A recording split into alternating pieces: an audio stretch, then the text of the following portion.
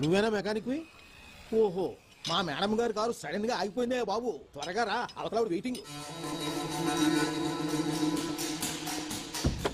ఏం చేస్తుంటారు మీ మేడం? ఉమాదేవి గారు తెలీదా? ఉమెన్ వెల్ఫేర్ అసోసియేషన్ ప్రెసిడెంట్ అయ్యా బాబు. చా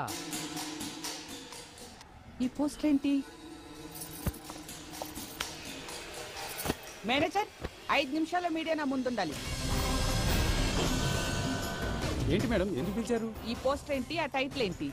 ఇద్దరు పిల్లల ముద్దుల మొగుడు అంటే ఇండైరెక్ట్ గా ఇంకొక దాన్ని ఉంచుకున్నా పర్వాలేదనే కదా అర్థం. అసలు ఈ సెన్సార్ వాళ్ళు ఈ టైటిల్ ని ఎలా ఓకే చేశారు? మన సంస్కృతిని సాంప్రదాయాన్ని నాశనం చేయడం కాకపోతే ఏంటిది? దీన్నే ఇన్స్పిరేషన్ గా తీసుకొని మగవాళ్ళందరూ సెకండ్ ఫ్యామిలీ పెడితే ఫస్ట్ ఫ్యామిలీ పరిస్థితి ఏంటి? ఈ ఒక్క సినిమా వల్ల రాష్ట్రంలో ఎన్ని కుటుంబాలు నాశనం అయిపోతున్నాయో ఆలోచించారా? ఏమండోయ్, అదేదో కామెడీ సినిమా అండి, మీరు అనవసరంగా ఎక్కువ గొడవ చేస్తున్నారు. కామెడీనా? ఈ సినిమా వల్ల ఎన్నో కుటుంబాలు నాశనం అయిపోతుంటే నీ కామెడీయా? ఏంటి, ఈ సినిమా చూసి అందరూ సెకండ్ ఫ్యామిలీలు పెట్టేస్తారా? ఇప్పుడు టాగూర్ సినిమా చూసి అందరూ టాగూర్లు అయిపోయారా? పోకిరి సినిమా చూసి అందరూ పోకిర్లు అయిపోయారా? బుద్ధి లేకుండా మాట్లాడతారేంటి మీరు? ఏంట్రా, నాకు బుద్ధి లేదా? నీలాంటి చెడిపోయిన యువత వల్లే దేశం సర్వనాశనం అయిపోతుంది. ముందు అర్జెంట్ గా సినిమాని బ్యాన్ చేయాలి. ఆ పోస్టర్ చూసావా? చిన్న చిన్న డ్రైవర్లతో, తడిసిన బట్టలతో హీరోయిన్లు. ముందు అర్జెంట్ గా ఈ పోస్టర్ చింపేయాలి. నువ్వు వాగాల్సింది వాగెళ్ళిపో.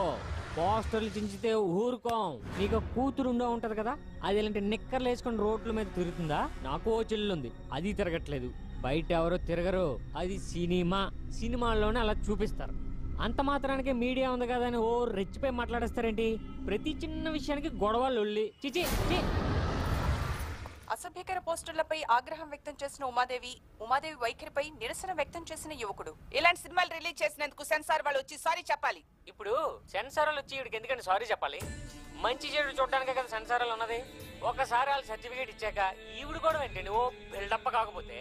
ఈ సినిమా డైరెక్టర్ ప్రొడ్యూసర్ వచ్చి సిటీలో ఉన్న పోస్టర్లన్నీ తీయించేదాకా నేను నిద్రపోను. మా కుర్రాలకున్న ఏకైక ఎంటర్టైన్మెంట్ సినిమా.